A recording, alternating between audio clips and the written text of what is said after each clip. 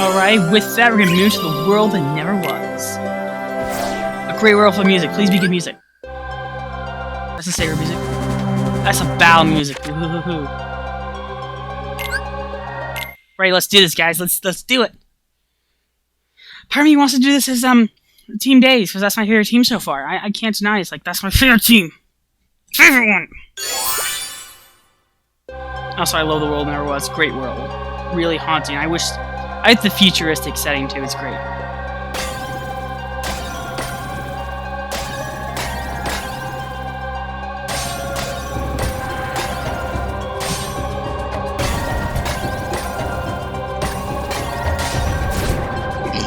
Jump.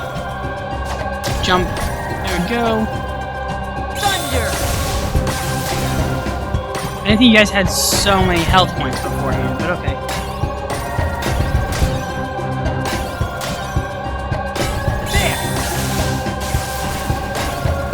Yay, I missed that. Why did I sound like Professor Frink from The Simpsons? I missed it. Even that's a parody off Jerry Lewis from The Night Professor. Which is an underappreciated movie, I think. Oh, I was already on this tangent about Tron. It's like, Tron is underappreciated.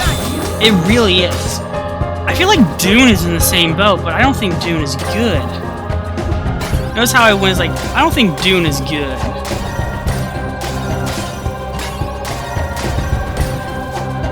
And they have the jerk that did Arrival doing the new Dune remake, and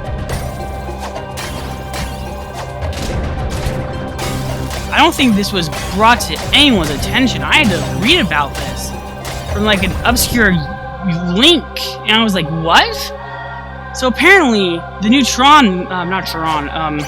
Dune movie is going to be two movies, like a part 1 and part 2. And nothing in its promotion promotes that it's going to be a part 1 or anything like that. It's like, you should not have to do that. I think promote it.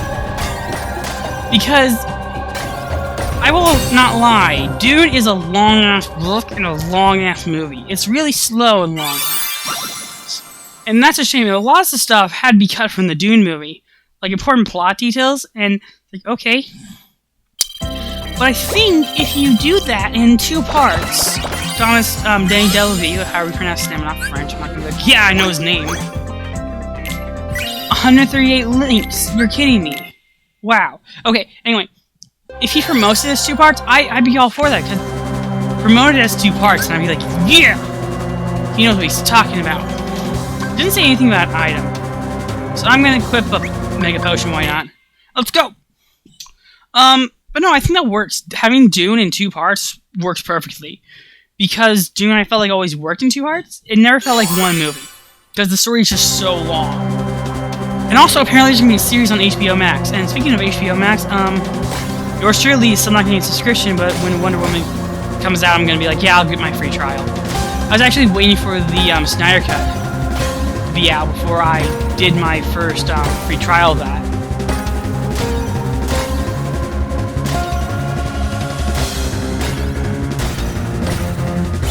Because that's when I'm honestly be like, yeah, I'll use my free trial on Christmas Day so I can watch Wonder Woman for free. Even though I would rather go to a theater and pay to watch it. I do acknowledge they have to do what they have to do for the sake. Oh, I love this room. I didn't even realize this was here. We're coming across the heart because I was so distracted beforehand by just doing the musical notes. Damn it. Thunder! Oh yeah, we're in the hallway where he's like, Kingdom Hearts. I'm afraid we must be getting there. Ah, but know this. I can be no more complete without you than you without me. I generally love Xemnas. He's my favorite Kingdom Hearts villain. Xehanort, who's not as good, I think, as Xemnas. I can go to the grave without saying this. Like, I think Xemnas, as much as a lackey as he turned out to be, was rather ingenious. I felt like he was ingenious. And also, he was in more games than Ansem was. So, the thing with Ansem is that Ansem is more of a Riku enemy then is a Riku enemy more than a Sora villain. But what I mean by that is if you look at the Avengers, like especially the first two, I think they do this really well. Not really. Thunder. But I think it works because it's just one enemy. It's a Thor enemy that becomes the main villain for the team to face. Thunder. And I think that works. Thunder. Okay, that is the garbage truck again. And it sounds like a whale. It's weird, it changes sounds. But anyway, what worked for the Avengers movie is that the first Avengers movie, the villain was Loki. And that's a Thor enemy, but it was able to create like the Avengers like group behind defeating him. Really weird, but at the end of the day, Loki's a Thor villain, so Thor is the one that should have the most characterization. The only thing so with Thor stays the same in that way. In Age of Ultron, Ultron is an Iron Man villain. It's his own personal demon, so that's what he's fighting up against. So yeah, that's my hot take on that. It's like, that's his part. And then Thanos is the one that kind of like groups everyone together and be like, that's a common threat. If anything, like, even then, at 312 glide elements, ugh. I like the music here. If anything, like in Guardians of the Galaxy, Ronan was more of a Drax villain because that was Drax's personal opponent. So it makes sense if like Drax killed him. But Ego was more of a Star-Lord villain. Oh, 13th. No, I love this music. I'm sorry, I didn't know what track it was. I'm just like, that sounds familiar. But I was on my tangent about how like each of them more of a characterized villain, even though they are a grander foe. Oh, we're going to this room. I don't think we went in this room beforehand. This is where Zigbar shoots us to death. If we did, I just don't pay attention sometimes because I'm just like doing the rhythm things. Okay, we gotta get 300 of these things. Wow, this goes by really quickly, but it works so well. This is how you get a chain.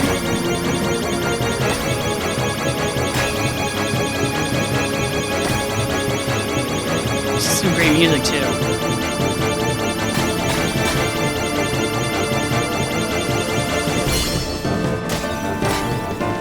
That really ruined it.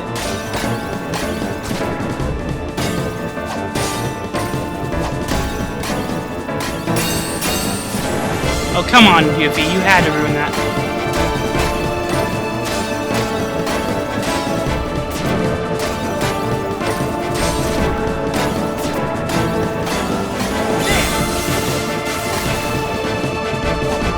Okay, don't shoot us up, guys. Here we go. Thunder.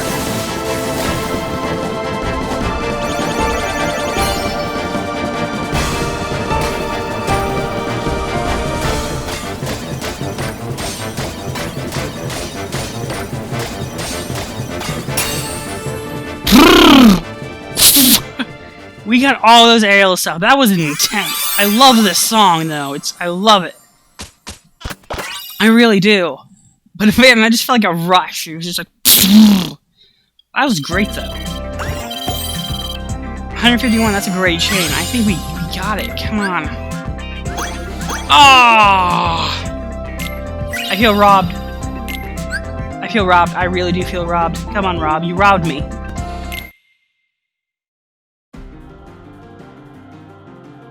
To ensure that Sora would make it to Organization 13's headquarters, Axel sacrificed himself. Roxas appeared within Sora and challenged him for the right to exist. But Roxas realized Sora's strength and disappeared. At last, Sora, Riku, and I were reunited. Kingdom Hearts loomed overhead, but Ansem the Wise managed to bring its completion to a halt. Sora, alongside Riku, faced the final battle with Xemnas, the last member of Organization 13. Yep, he was a doozy. Oh, Zigbar, because that's Zigbar's room. Okay. I always get nervous around bosses. Let's do this.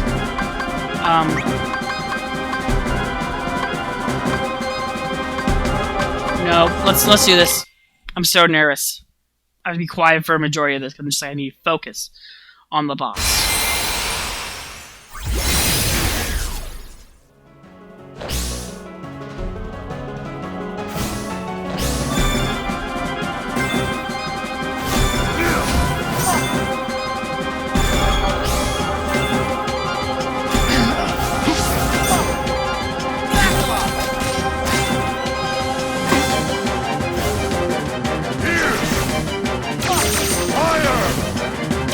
I'm so nervous. I'm not even one. Why don't you flinch? Gar was wonderful. No pressure there.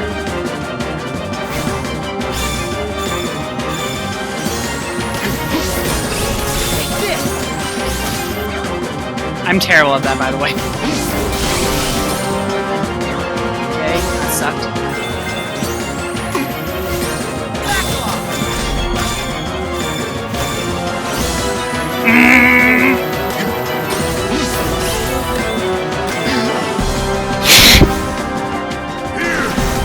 As you can tell, I'm rather nervous. Sora, don't take those hits like a bitch. Can you spare? Hey, good, you're trying to dodge it. That's good. Okay. Oh no.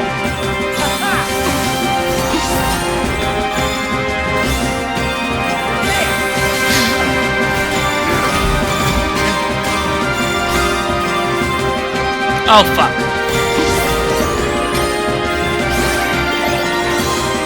Don't let go of this, don't let go of this. This is where I really screwed up, didn't it?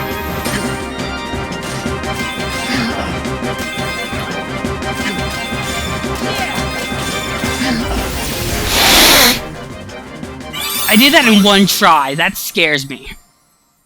It's like, fuck, I'm gonna screw up. Oh, I felt horrible during that whole thing. I was so tense. Oh my god! What's gonna happen? I'm gonna lose! I'm like, no, I didn't. Darkness of the Unknown. Okay. Wow! Wow! I'm depressed that I did so well. I don't know why.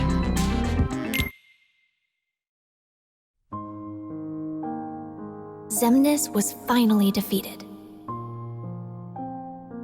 But after the battle, Sora and Riku found themselves trapped in the realm of darkness. Suddenly, a bottle washed up on shore. The message inside led them back to the realm of light